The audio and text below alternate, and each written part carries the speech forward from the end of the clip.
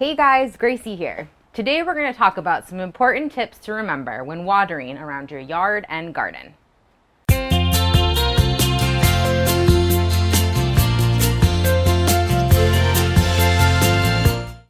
As we all know, watering is essential in order for plants to thrive. How, when, and where you water can greatly impact your plant's growth and health. I'm here again with Rick Vespa, who is the president of English Gardens Landscape Company and also my dad, to hear about his top watering tips. Okay, so my first question for you is, how do you know when it's time to water? Okay, so plants and flowers that are either in containers or beds will start to droop. That's the first sign. Of course. If you want to check containerized plants, put your finger in the soil about an inch down or so. If it's dry, time to water. Established trees and shrubs are a little more challenging. You might use a soil probe or a moisture meter.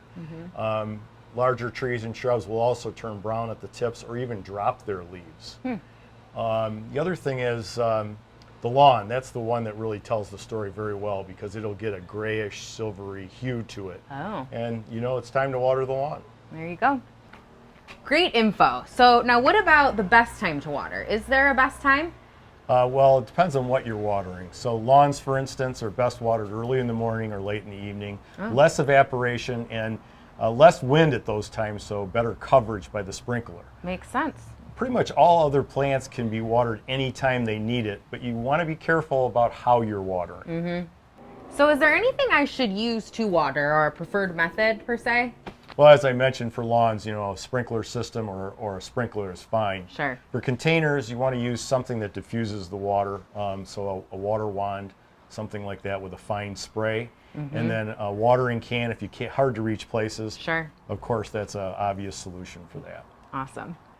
So we talked about this in one of my last videos, and I think it's a really good reminder. What part of the plant should be watered? Okay, so always focus on watering into the soil and slowly so the water can penetrate the soil.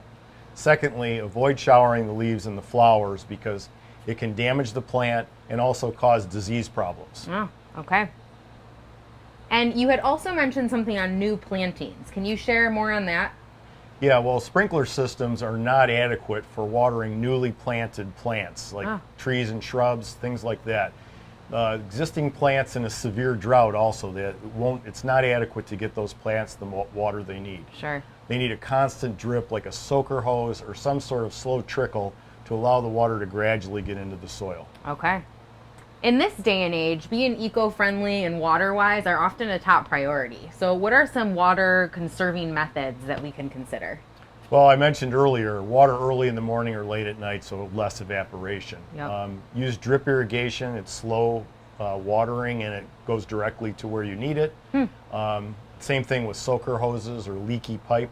Those are great for that type of slow watering directly to where you need it. Okay. And finally, things like rain barrel where you can attach that to a downspout and actually capture rainwater for future use. Cool. Thanks for all this great information. For even more watering tips, head over to EnglishGardens.com. Stay tuned for more episodes of Let's Grow. Thanks for watching. Be sure to like and subscribe to our channel for more ways to make your life beautiful.